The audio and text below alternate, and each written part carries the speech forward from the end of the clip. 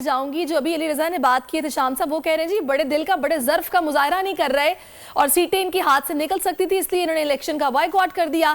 तो ये ऊँट फिर किस करवट बैठेगा, इसका हल कौन निकालेगा? जब पेशावर हाई कोर्ट का फैसला था जिसको वो कह रहे हैं कि जी वो उनके ख्याल में बिल्कुल अनबाइस्ड होकर बात करते हैं, तो फिर क्या ये इसका हल किस तरह निकलेगा, सोल्यूशन क्या है?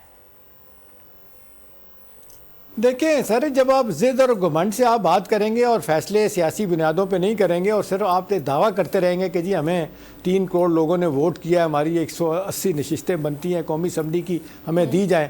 और भाई इस मुल्क में कोई कानून और लॉ भी है ना, कोई तरीक़ाकार भी है। अभी देखें, बार बार आपसे कहा जा रहा था कि जी आप कह रहे थे जी इलेक्शन हमसे छीन लिया गया और आपने टोटल 22 आपकी उज़रदारियाँ दाखिल की थी, अब जाके 30 हुई हैं।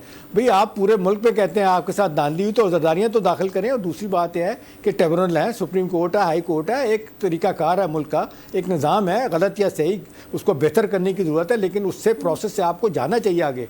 इसी तरह से आप यहाँ पे अड़ रहे खाम का, सही कह रहे हैं लजा के 4 सीटें इनके हाथ से जाएंगी, लेकिन वो अड़े हुए के नहीं करना। उनका ये ख्याल है कि हम सुप्रीम कोर्ट में जाएंगे और अली जफ़र भी कह रहे हैं और गौर खान भी कह रहे हैं कि हमें वहाँ से रिलीफ मिल जाएगा। भाई वहीं से आपको पहली दफ़ा आपने जब बल्ला आपसे छीना गया तो सुप्रीम कोर्ट ने भी कहा था इलेक्शन वो आपने अडॉप्ट नहीं किया। इलेक्शन के डेज में बड़ा इस पर डिस्कशन हुआ, फिर माजी की मिसालें भी कुछ दी गई कि हाँ जी बाप पार्टी भी हमारे सामने फॉर एग्जांपल मौजूद है, उनके साथ भी यही सारी सूरत हाल थी लेकिन उनको मिली उनकी नशिस्तें। तो फिर इनके साथ इलेक्शन कमीशन पर क्वेश्चन मार्क लगाया जा रहा था कि भी वो उस तरीके से काम नहीं कर रहा। देखिए, बाप पार्टी का मामला बिल्कुल डिफरेंट था, इनका मामला बिल्कुल डिफरेंट है। जिस अंदाज से इनका केस इलेक्शन कमीशन गया, वहाँ पे कोई लड़ाई झगड़े कोई केस बाप पार्टी के हवाले से लेके नहीं गया था, किसी ने उस तरह कॉन्टेस्ट नहीं किया था उनको।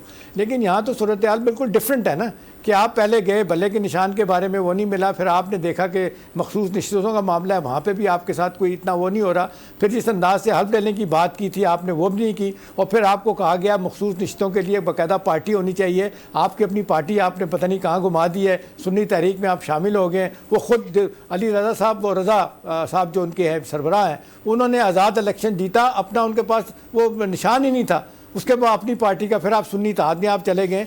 तो बहुत सारी बातें इनकी अपनी हैं। जब आप कानूनी और आइनी पॉइंट पे इलेक्शन नहीं लड़ते या सियासत नहीं करते और सिर्फ सियासत बराए सियासत करते हैं तो आपको नुकसान होता है। और हमारे मुल्क में या जिस मुल्क में भी आप चले जाएं तो सियासत आर्ट ऑफ पॉसिबिलिटीज़ का नाम है। अभी जिस अंदाज से आपने देखा सारे केस इनके वकीलों ने हराए, एक अलग इनकी एक बहस शुरू हो गई है कि वकील हमारे लिए मुश्किलात पैदा कर रहे हैं, सियासतदान उनको पीछा किया जा रहा है, पीछे हटाया जा रहा है। तो बात तो यह है कि अपने मुकदमात आपने चाहे बल्ले का निशान था चाहे मखसूस निश्चितों वाला है, आप इसको सियासी लॉ पॉइंट से नहीं लड़ रहे, सियासी पॉइंट से लड़ रहे हैं, इसी वजह से आपको नुकसान हो रहा है। मेरा ख्याल है वो एक एलिमेंट हरदर्मी का है, वो नहीं रुक रहा। और शायद चलिए देखते हैं जी इनको सुप्रीम कोर्ट से रिलीफ मिलता है या नहीं मिलता, ये तो खैर अब आगे आने वाला वक्त बताएगा। सब्सक्राइब करें और बेल दबाएं ताकि कोई खबर रह न जाए।